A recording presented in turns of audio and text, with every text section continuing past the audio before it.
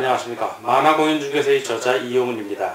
오늘은 부동산공법 제20강 제20강이 제2편 도시계획법의 마지막 강의가 되겠습니다. 7. 현지 방식에 의한 사업시행 그 세 번째 시간이면서 8. 준공검사 비용 부담 등을 같이 공부하도록 하겠습니다.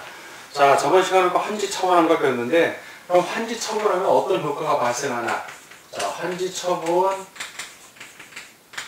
그 효과를 공부하도록 하겠습니다. 자, 그러면 환지 처분은 공고를 하면 환지 처분을 공공이 아니라 공고입니다.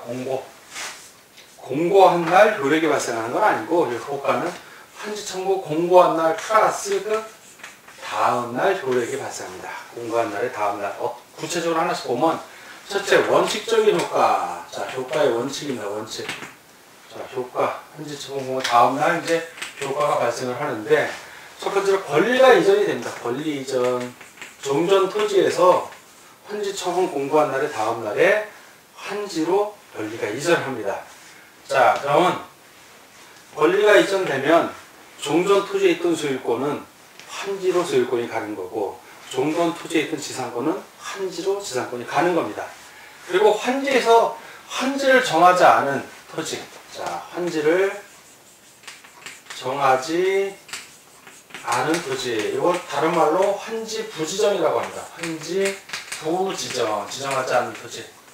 자, 이렇게 환지에서 정하지 않은 토지에 있던 어떤 권리가 있으면 이 권리는 환지 처분 공고한 날에 공고한 날이 끝나는 날, 그날이 그 다음 날부터는 새로운 권리가 이전이니까 그날 공고한 날이 끝날 때 소멸합니다. 이거는 공고한 날이 다음 날이 아니라 공고한 날이 끝날 때, 밤 24시 딱 되는 순간에 이 권리들은 소멸을 합니다.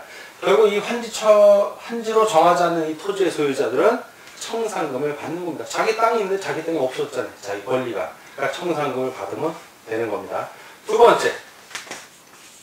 번째는 예외적인 효과가 있어요. 예외 효과가 있는데, 원칙적인 효과하고 예외적인 효과가 있는데, 예외적인 효과는 어떤 거냐면 행정처분이나 재판상 처분으로 종전의 토지에 전속하는 거는 영향을 미치지 않아요. 그러니까 그들이 있는데, 그 예외적 효과가 첫 번째는 이제 행정처분 같은 거, 아니면 뭐 재판상의 어떠한 처분, 이런 행정처분, 재판상 처분은 그대로 환지로 봐도 그대로 남아있다는 얘기입니다. 두 번째는 지역권이에요. 지역권 같은 경우는 종전 토지에 그대로 있습니다. 이 토지가, 지역권이라는 건 토지가 요구하는 권리이기 때문에 종전 토지에 지역권이 있다고 해서 내가 환지로 가되 지역권에 그대로 가는 건 아닙니다. 그렇죠? 그냥 종전 토지에 그대로 지역권이 존재하는 겁니다. 다만 도시개발법 시행으로 인해서 행사할 이익이 없어져. 지역권을 더 이상 행사를 안 해도 돼. 그런 경우에는 환지 처분이 공고된 날, 끝나는 날에 역시 그것도 소멸을 합니다. 지역권이 더 이상 필요 없게 된 경우에, 필요하다면 종전 토지에 그대로 있다는 겁니다. 자, 예외는 그렇고, 세 번째, 입체 환지.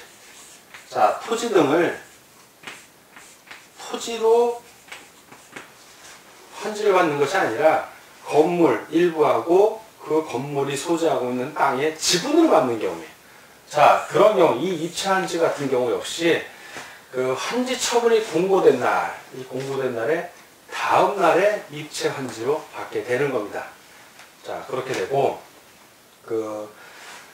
이 경우 종전 토지에 어떤 저당권이 있었다면 입체 환지 받으면 해당 건축물, 그리고 해당 건축물이 있는 토지의 공유 지분에 이 공고된 날의 다음 날부터 저당권이 설정된다고 보면 됩니다. 자, 무슨 얘기냐면, 자, 이 토지가 있고, 종전 토지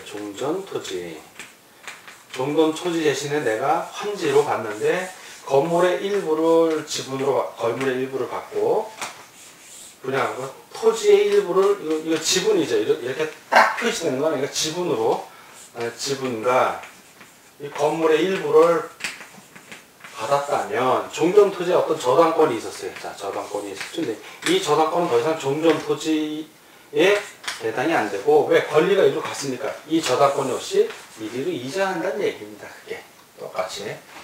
자, 이렇게 되고, 이제 채비지하고 보류지는 어떻게 되는가? 환지 처분이 되면 그 채비지는 비용으로 남겨놓은 땅이에요. 비용으로 쓰려고. 아직 처분을 안 했어. 그러면 공고한 날의 다음 날에, 자, 이 채비지는 그 시행자가 취득합니다. 시행자가 공고한 날의 다음 날에 시행자가 취득을 해요. 그냥 시행자 취득. 시행자 거는 얘기죠.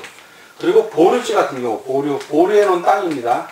보류해 놓은 땅 같은 거, 보류지 같은 경우는 환지 계획에서 정한 자가 따로 있어요. 보류지 같은 경우. 나중에 환지 처분이 되면 이 보류지는 누구누구 땅으로 한다라고 구체적인 계획이 있으면 그 바로 그 환지 처분이 공고된 날의 다음 날에 환지 계획에서 정한 자가 그걸 취득합니다. 여기서 질문 하나. 채비지를 환지 예정지 지정 이후에 채비지를 팔았어요. 시행자가. 그 땅은 누구 겁니까? 그러면 매수인 거예요. 매수인. 그거는 이거하고 상관이 없어. 그냥 그 사람이 매수해갖고 소유권 이전 등기하면 소유권 이전 등기한 날 그 사람이 취득하는 겁니다. 환지하고 전혀 상관이 없는 거예요. 채비지 팔았을 때는. 자, 이렇게 되고, 자, 청산금이 이제 확정이 됩니다. 자, 청산금이 확정되는데, 청산금. 자, 5번째. 이게 청산금이 워낙 중요한 부분이라 따로 청산금은 또 단어를 뽑아서 이제 설명을 드릴 텐데, 청산금은 환지 처분이 공고된 날의 다음 날에 청산금이 확정이 됩니다. 확정. 자, 청산금이라는 거는 이제 환지 처분을 하기로 했는데 과소토지가 된 경우, 자기 땅이 넓었는데 줄어서 가만지 된 경우 더 받아야 될 것이고, 반대로 과소토지인데 증환지 넓혀줬어. 그러면 그 사람은 더 청산금을 내야 돼. 시행자에게. 그런 청산금, 환지 부지정, 환지 지정에서 제외돼서 권리가 없어졌어. 이제 더 이상. 그런 사람은 자기 토지에 원래 갖고 있던 소유권만큼의 청산금을 받아야 되는 겁니다. 자, 그렇게 이 청산금이 중요하기 때문에 청산금만 따로 우리 한번 정리하고 넘어가겠습니다. 청산금, 청산이 되어야만, 청산금으로 청산이 되어야만 이제 환지처분, 도시개발 사업이 완료가 되는 거예요. 실질적으로 사실. 자, 그럼 청산금.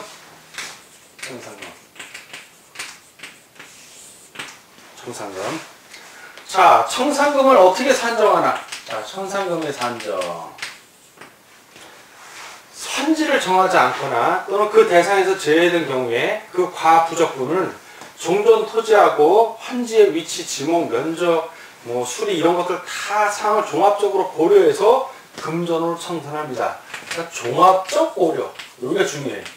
어떤 면적이나 어떤 부분적으로 고려하지 않고 종합적으로 고려해서 청산금을 산정한다. 이게 원칙입니다. 그럼 청산금은 언제 결정되나? 청산금이 결정되는 시기. 청산금을 확정하는 건 아니고 그냥 결정을 하는 거예요. 자, 청산금이 결정하는 시기는 환지 처분을 하는 때예요. 환지 처분을 하는 때 됩니다. 다만 환지 처분에서 제외된 토지 같은 경우죠. 환지 부지정 토지는 환지 처분에서 제외된 토지. 환지 처분에서 정하지 않은 토지 다 같은 말이에요. 그렇죠? 환지 부지정 그런 토지. 환지 처분에서 제외된 토지 같은 경우, 그런 토지들은 그 환지 대표적인 게 부지정입니다. 정하지 않았다는 얘기예요. 환지에서 정하지 않은 토지. 이런 토지는 그 환지 처분 공고한 날이 끝나는 때에 소멸을 하니까 이런 소유자들 같은 경우는 그 청산금을 교부하는 때, 청산금 교부 시가 돼요. 청산금 교부할 때, 청산금 교부 시에 청산금을 결정할 수 있다. 꼭 하여야 한다가 아니라 결정할 수 있다. 자, 그럼 청산금은 언제 확정되나? 청산금이 이제 완전히 확정되는 시기예요.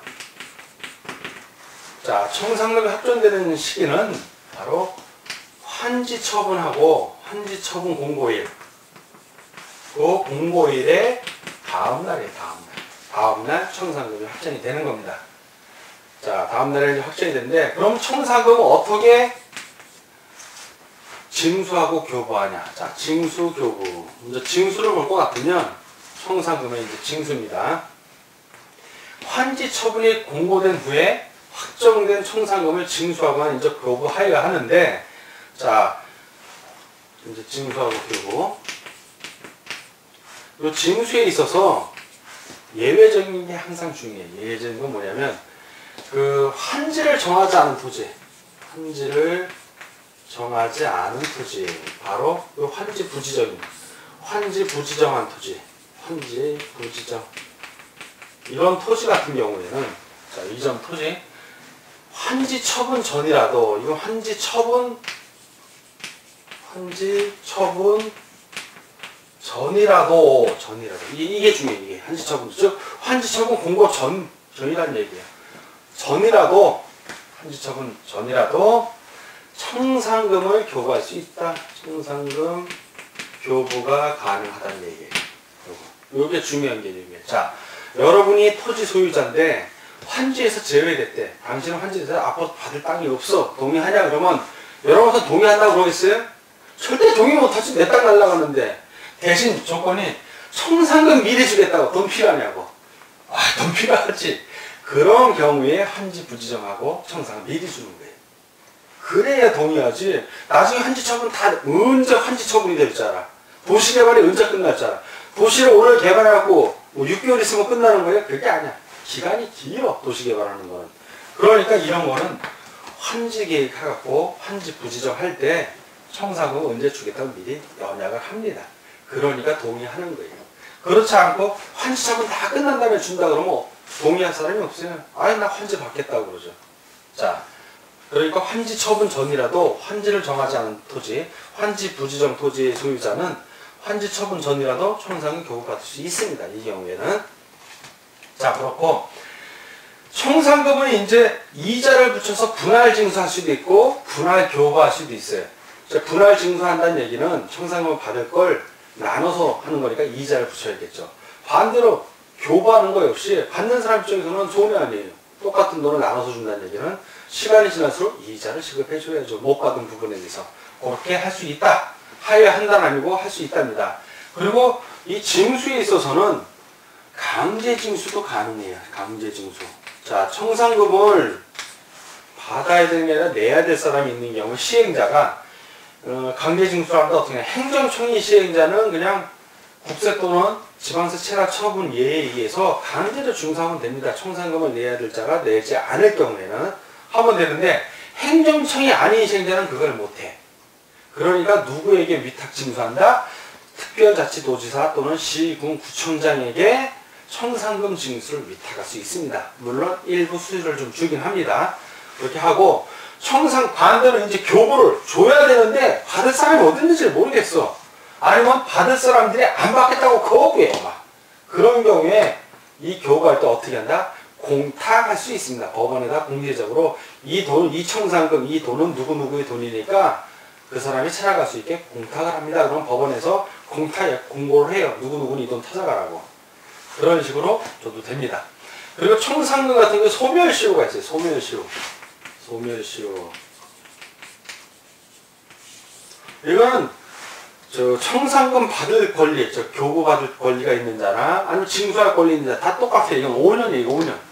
5년 동안 징수도 안 하고 또는 이제 돈을 받아야 될 사람이 받겠다고 요구도 안 하고 그렇게 권리를 요구하지 않으면 5년이 지나면 시효로 소멸합니다. 그러니까 5년까지 자기가 청산금 받을 게 있으면 5년까지 내셔라고 주장을 해야 되는 겁니다. 그리고 이제 다 끝나면 이제 등기를 하는데 환지 첨부 공고를 하면 공고한 날로부터 며칠 이내 14일 이내에 공고를 합니다. 14일 이내 등기를 하는데 환지 처분 공고일로부터 14일 이내에 등기하는 거는 여러분 부동산 공시법령 4권에서 배웠을 거예요. 등기법 지적법에서 그 관공서가 등기소에 등기 신청하는 거를 등기 신청이라고 안 해요. 등기 촉탁이라고 합니다. 촉탁. 이게 기억이 나면 훌륭하신 분이에요. 아니면 지금 배운다 생각하시면 되고. 그리고 일반인, 우리 같은 일반인들이, 여러분 나 같은 일반인들이 등기를 신청하는 건 등기 촉탁이라고 하죠. 요거는 등기 신청이라고 해요. 그럼 환지 처분도 똑같아요. 환지 처분을 하면 소유가가 바뀐 거 아니에요. 지금 소유권 이전 등기를 신청을 해야 되는데 각 개별 토지 소유자에게 그걸 하려고 혼란이 오니까 시행자가 일괄적으로 신청을 해주는 겁니다. 그런데 그 시행자가 행정청이 아니야. 그럼 일반인하고 똑같아. 그때는 등기 신청을 하는 거고, 그 시행자가 행정청이야. 지정권자일 수도 있고 시군구청장일 수도 있고 관공서란 말이야. 그럴 때는 등기 촉탁이라고 하는 겁니다. 그래서 등기의 촉탁 또는 신청이라고 되어 있는 거예요. 그게 행정청이냐 아니냐에 따라서 바뀝니다. 그리고 다른 등기가 제한이 돼. 즉 환지 처분을 하고 14일 이내에 소유권 이전 등기를 해야 되는데, 그 소유권 이전 등기, 환지 등기라고 합니다. 환지 등기가 있을 때까지는 다른 등기를 할 수가 없어. 그렇죠. 그 소유권 이전 등기를 한 다음에 다른 등기를 하더라도 해야죠. 다만 등기 신청, 새로운 등기를 신청하려는 사람이 그 14일 이내를 하더라도 확정일자가 있는 서류로 환지 처분 공고 이전에 등기 원인이 생긴 것을 증명을 해야 돼. 서류로 증명을 해야죠. 그러면 등기소에서 받아줍니다. 그거는 다른 등기를 할 수 있지만 그 외에는 다른 등기를 못 한다. 예를 들어서 저당권 등기를 하려면 소유권 이전 등기 한 다음에 저당권 등기에 들어간다는 얘기예요. 자, 그렇게 정리를 하고, 이제 준공검사와 비용부담. 준공검사는 공사가 완료됐을 때, 이건 사업 시행만에 세 가지가 있잖아요. 수용 또는 사용 방식, 그리고 방금 한 환지 방식, 혼용 방식, 이 세 가지가 있는데 어떤 방식이든 상관이 없어요. 준공검사는 사업이 다 완료가 됐어. 그럼 준공검사를 받아야 돼. 근데 그냥 받는 게 아니라 시행자가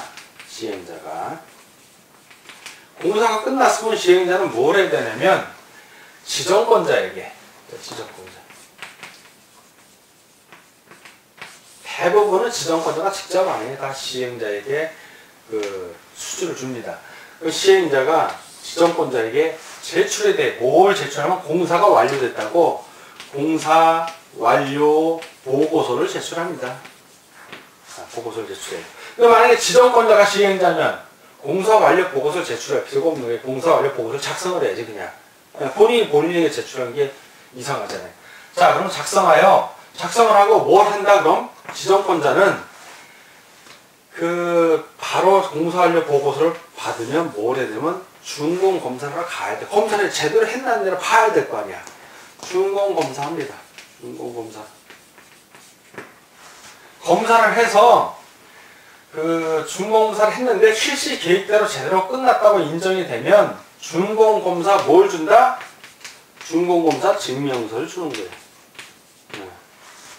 옛날에 준공검사 필증이라고 했는데 필증이란 말을 요즘 안 써요. 증명서, 완료 증명서. 증명하는 서류에 준공을 검사했다는 증명하는 서류. 자, 이런 걸 주고, 만약에 실시 계획대로 끝나지 않으면 지체 없이 보완 시공하고 필요한 조치를 해야 됩니다. 그래서 필요한 조치가 다 끝나면 그때 준공검사 증명서 주면 되는 거예요. 자, 지정권자가 만약에 시행자인 경우에는 이런 공사 완료 보고서 받고 준공검사하고 이 과정 없이 바로 지정권자가 만약에 시행자인 경우, 지금은 지정권자와 시행자가 다른 경우이고, 이렇게 같은 경우에는 바로 공사 완료되면 공사 완료 공고하면 돼요. 그냥 공사가 완료됐다 하고 공고를 하는 겁니다. 시행자, 지정권자가 다를 때는 준공검사가 필요한 거고, 시행자와 지정권자가 같을 때는 공사 완료를 공고하면 됩니다. 자, 비용 부담 같은 경우는 이제 도시개발 사업을 해서 비용을 부담해야 되잖아요. 자, 이 도시개발 사업이 돈 들어가는 사업이에요. 그럼 누가 돈을 부담하냐? 자, 도시개발 사업에 필요한 자, 우리는 지금 이때 도시개발 사업을 배웠습니다. 도시개발 사업. 그럼 도시개발 사업을 하면서 비용이 들어갈 거예요. 비용. 이 비용을 누가 부담을 하는가? 자, 이 비용을 누가 부담하는가? 이 부담, 법에서는 이 법 또는 다른 법에 어떤 특별한 규정이 없는 한 시행자가 부담합니다. 시행자가. 도시개발 사업. 시행자. 그러니까 대부분 이 시행 누가 하냐? 관공서에서 시행하는 거예요. 그럼 그 시행자가 발주를 주죠. 공사에 대해서. 그럼 시공사들은 비용 부담하는 사람이 아니죠. 돈 받고 공사해주는 사람일 뿐이에요. 우리가 알고 있는 건설에서는 시공자들이야. 다 시공. 어떤 공사를 시공하는 사람들이고 시행자가 부담을 합니다. 시행자. 그래서 도시개발 구역 시설 설치의 줄체를 볼 것 같으면 도시개발 이제 구역에 있어서 어떤 시설을 설치해요. 자, 시설. 이 시설은 다 기반시설입니다. 기반시설인데, 먼저 이 세 가지로 하나요. 도로, 상하수도 시설, 상하수도. 이런 시설들은 누가 하냐면, 이건 가장 가까이 있는 지방자치단체를 생각하시면 됩니다. 이건 바로 지자체에서 합니다. 지자체. 도로나 상하수도 같은 경우는. 자, 이제 전기시설, 전기, 가스, 난방. 이런 것들은 누가 하냐면, 해당 지역에 전기, 가스, 난방을 공급하는 자, 이 공급자가 하면 돼요. 가스를 한국가스안전공사가 공급하면 가스안전공사가 이거 설치하면 되는 겁니다. 자기들이 설치하고 돈 받아 먹잖아요, 결국. 자, 그리고 마지막으로 이제 통신시설. 중요하죠, 통신시설. 해당 기지국 같은 거 설치해야 되잖아요. 이런 거 역시 해당 지역에 통신 서비스를 제공하는 자. 이 제공자가 통신을 설치를 하는 거예요. 그리고 통신 요금 받으면 되니까. 자, 이렇게 합니다. 그리고 시도지사 또는 시장, 군수, 구청장은 도시개발 사업을 촉진하고, 그리고 도시계획 시설 사업을 설치 지원하기 위해서 뭘 할 수 있다? 도시개발 특별회계라는 것을 설치할 수 있습니다. 도시개발을 위해서 특별회계를 설치하는 거예요. 자, 그리고 도시개발 특별회계 같은 제도는 여러분들 부동산 세법에서 배울 텐데, 도시계획세 있죠? 그런 것들이 다 도시개발 특별회계에 들어가는 겁니다. 자, 그리고 도시개발 채권도 발행할 수 있어요.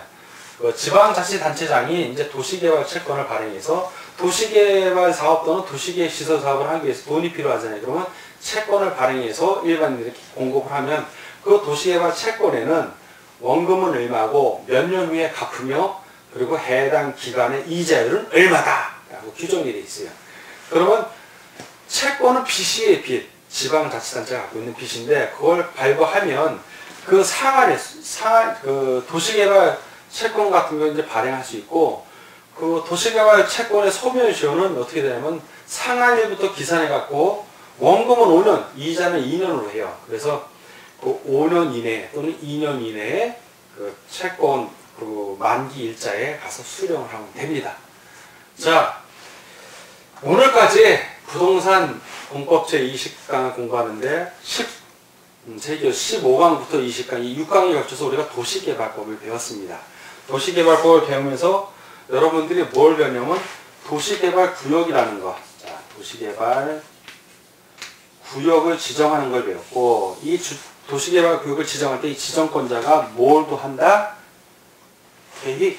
개발과 관련해서 개발 계획도 지정고시 합니다. 물론 일부의 경우에는 도시개발구역 지정한 다음에 개발계획을 한다고 그랬고, 그 이후에 지정권자가 본인 지정권자가 할 수도 있고 시행자를 지정할 수도 있습니다. 그러면 시행자가 도시개발 사업을 시행하는 자입니다. 이 시행자가 무슨 계획을 세운다? 도시개발 사업을 실시하는 거니까 실시 계획을 세웁니다. 실시 계획. 이 실시 계획에 의거해서 도시개발 사업을 진행하는 겁니다. 그리고 이 시행자가 이 실시 계획에 의해서 도시개발 사업을 시행하는데 세 가지 방식이 있었죠. 하나는 수용 또는 사용하는 방식, 지금 환지 방식, 그리고 혼용 방식, 1번하고 2번을 합친 겁니다. 혼용 방식은. 그 중에서 우리가 중점적으로 배운 거는 이제 환지 방식, 환지 계획에 의해서 쭉 배워왔습니다. 자, 오늘 저와 같이 부동산 공법 20강을 공부하느라고 수고 많으셨습니다. 도시개발법 중요한 부분입니다. 그 해마다 문제가 6, 7문제 나오는데 문제가 골고루 나옵니다. 그리고 특별하게 아주 어려운 문제가 나오는 게 아니라 평이한 문제들, 충분히 우리 만화공인중에서 기본서 공부한 사람들은 6, 7문제 중에 5, 6문제는 풀 수 있고, 여러분들 문제 풀이 과정 그 대신 실전 문제 풀이를 꼭 풀어보시고 당부드립니다. 만화공인중개사를 최소한 3회 이상 공부하신 분들은 실전 문제 풀이를 꼭 공부하셔서 실전 문제에서는 어떤 식으로 문제가 나오는지를 접해서 공부하실 걸 당부드립니다. 오늘 공부하느라고 수고하셨습니다. 다음 시간에 뵙겠습니다.